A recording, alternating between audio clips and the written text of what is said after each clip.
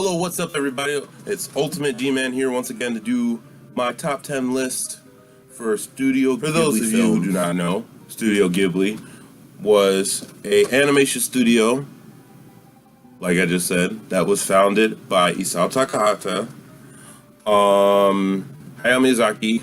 Going into detail, started in 1985.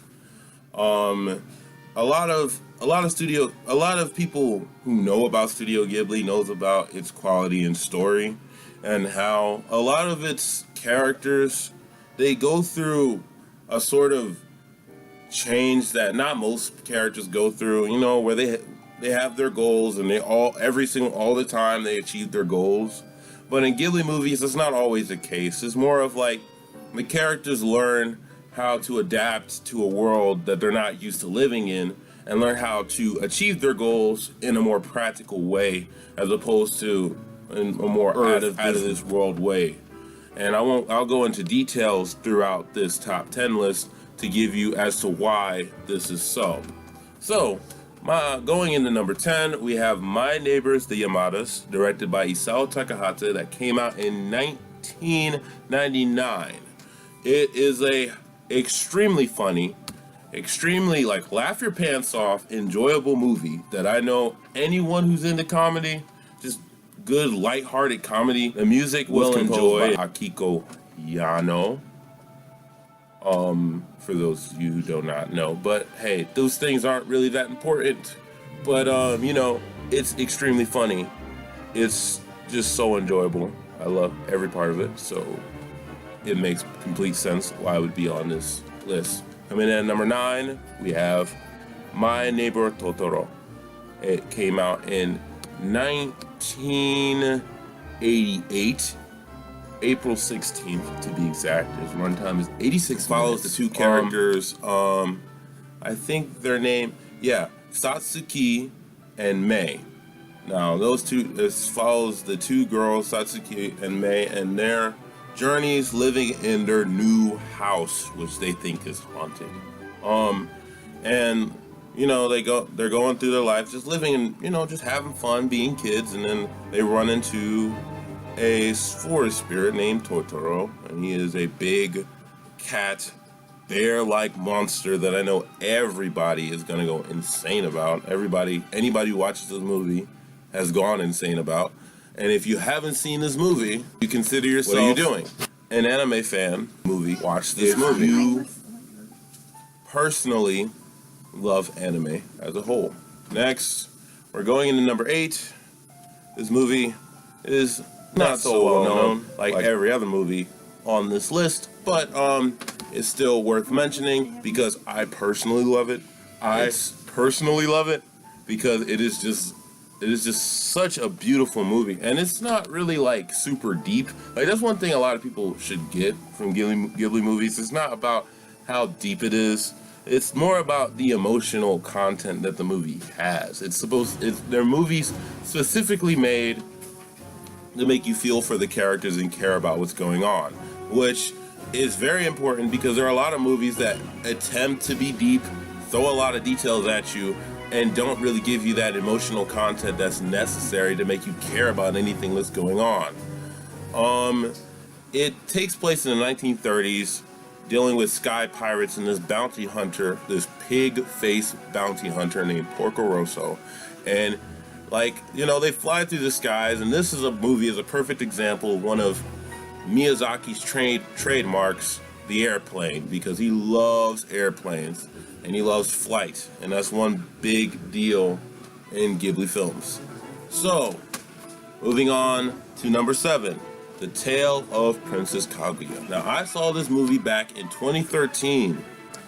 I saw a trailer for it. Did not expect to love it as much as I ended up loving it, because me personally, it didn't really have an art style that I was necessarily used to from Ghibli films, but it still was really good. It's about a girl that came out of a bamboo stalk. Now, the logic behind that is unknown. Most stories like this don't need logic. It's just, she came out of a bamboo grass. How does that make How does that make it? She came out of bamboo grass. Wow. It's about her rise to nobility, and since she was brought to this world, she's from another world, the land of the gods, but that is a major spoiler. Please skip past that portion of the video. But yeah, it came out in 2013, directed by Isao Takahata, and the music was composed by Joe Hisaishi. Now, he's known for these beautiful soundtracks. He normally composes the music for pretty much every single Ghibli film, and all of his soundtracks are beautiful. They're just gorgeous.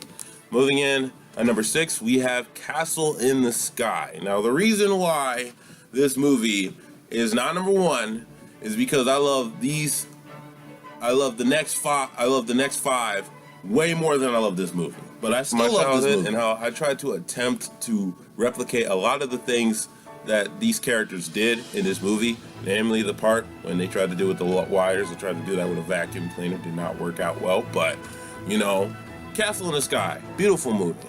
Basically about this girl named Shita and her and this magical jewel that we figure out later on has some involvement with this castle, and Patsu and his journey to find the castle in the sky. And my favorite characters in the movie are hands down the pirates. I love the pirates. Anybody who watches not Ghibli films, who watches this movie, who watches Castle in the Sky, are gonna love the pirates. Like, especially the mom, Dola. Dola is funny as heck. She kind of reminds me of some people I know, but I'm not gonna go into details yet because we're moving on to my number 5, which is a movie that just makes me feel happy. It's weird. Whenever I watch Ponyo, I could be in the worst mood ever, just down in the slumps. But I watch Ponyo, and it brings. I'm not gonna go into the details of the story of Ponyo. You should just watch it. These movies are not that long. Why would I? I mean, it's not like a full-length series where I would have to tell you certain details. All I'm gonna give you hints is that it's kind of influenced by The Little Mermaid, but it takes it to a whole different level, and just such beautiful animation. This movie, to me, has the best animation of any Ghibli film, and I mean, the second best animation of any Ghibli film. The second best. I was about to go and push the envelope and said what's the best. It's not the best. It's really, really close, but it's not the best. Ponyo is such a beautiful character. Sasuke is such a beautiful character. They don't have to do too much with their characters because they're children, and they just make them. They have depth to their characters, but they don't. It's just a beautiful movie. What else can I say? Moving on to number 4. What am I saying? Number 4. I almost skipped number 4. Oh crap. My sister's gonna kill me. Anyway, number 4 is Howl's Moving Castle. Now this movie, what can I say? It's a Ghibli movie. It's a Ghibli movie. It is beautiful. Beautiful. Howl is a great character. He develops from, being a scaredy cat, Then you have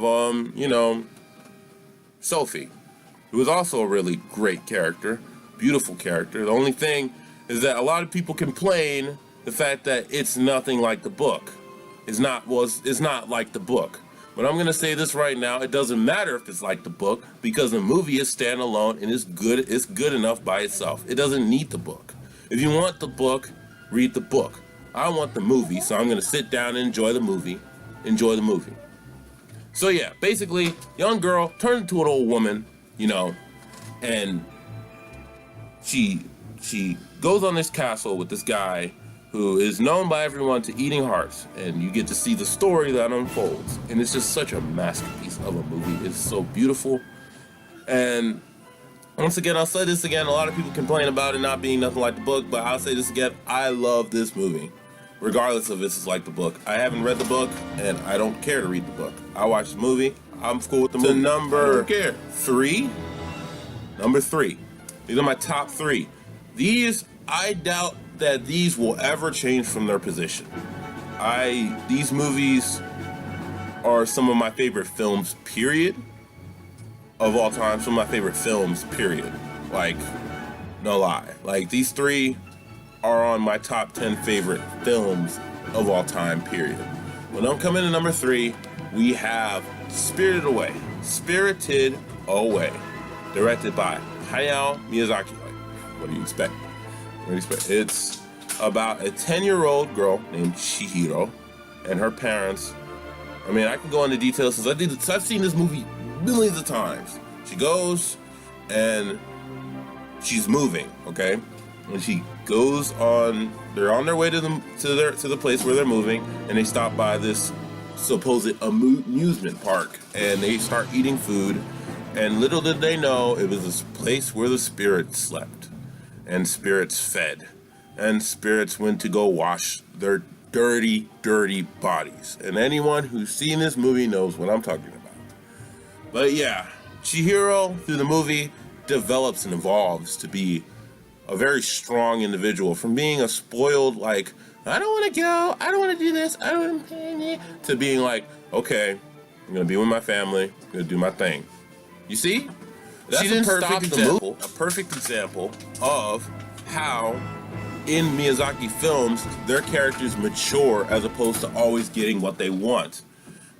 In Spirited Away, Chihiro as a character, she started off wanting to go back to where she was before, wanting to move back to where she was before, and that wasn't gonna happen. Okay, she had to learn to grow up and adapt, and through the scenarios she went through the people that she met, she learned that there are things that are more important. It's not about what I want. It's ultimately about just me trying to enjoy my life. So she learns that, which is a really deep message for me growing up, because I learned really that you don't always get what you want. Now, number 2. Now, this would have been my number 1 if 2013 never happened. If Miyazaki retired before 2013, this movie would have hands down been my number 1. And this movie is Princess Mononoke, or Mononoke Hime. Personifies Ghibli. Princess Mononoke is a perfect example of why Ghibli is so great. It is an adventure movie that takes its time to develop its world, its scenario, its characters, and make you care about everything that's going on. Wonderful masterpiece of a story that excels at not only verbal storytelling, but visual storytelling. It focuses more on what you see than what the story's trying to tell you, you know. But it still gives the needed exposition. But it shows Ashitaka is a prince that comes from the Amishi people in, I don't know what part of Japan it was, but they were in the east. Japan. And they were in the east, and they needed to travel to the west to try to deal with this curse situation that he got from a giant boar. And you'll get to see how the story unfolds. Now, the Princess Mononoke part, I'm not going to go into details about that. I would just prefer if you guys just sat down and watched the movie, as opposed to me telling you every single detail. I tell you like really important details. Coming in at number 1, everything. The greatest will always be the greatest. My favorite movie of all time. I just love this movie so much. It is an undeniable masterpiece. No one can deny how good this movie is. Regardless of, even if this isn't your favorite movie, even if this isn't your favorite Ghibli movie, you cannot deny that this movie is a freaking masterpiece. And I've seen this movie ever since it's come out. I've seen it more than 100 times. It's a wonderful, brilliant movie. Now, you guys are like, stop beating around the bush. Stop beating around the bush. I said bush like 4 times. Stop beating around the bush and tell us what this movie is. You want to know what this movie is? You want me to tell you what this movie is? By Hayao Miyazaki. It came out November 8th, 2013. I first watched this movie on demand. I watched it in English dub. And this movie is just so beautiful, so brilliant, so gorgeous that it changed how I see the world. The Wind Rises. How good this movie is. It's just such a beautiful film. It is just so gorgeously made. From the animation to the way the characters change over time to the way everything comes together at the end of the movie. And this ending was beautiful, but it was just it one of the few movies that I feel does romance in the correct way, because there's a lot of other movies that does romance and they make it very melodramatic, over the top, and have all this superficial stupid stuff that I don't care for. But this movie does it in a way that just feels so pure, so unadulterated. It just feels real to me. The characters in this movie feel real, which is what people need to learn from this movie, is figure out how to make their characters feel real. They cannot capture the lifeness of Ghibli films. They cannot do that. They cannot make, a lot of other animated movies cannot do that.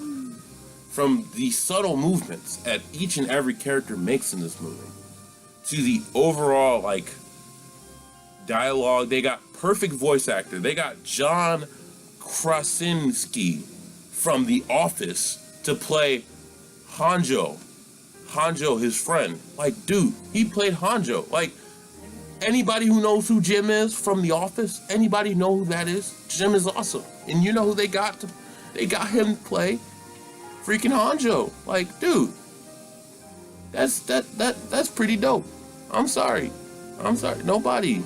So dang great. I am just rambling on. I can go on forever talking about how wonderful this movie is. I'm sorry. It's just so good. It is just so good. It is just brilliant.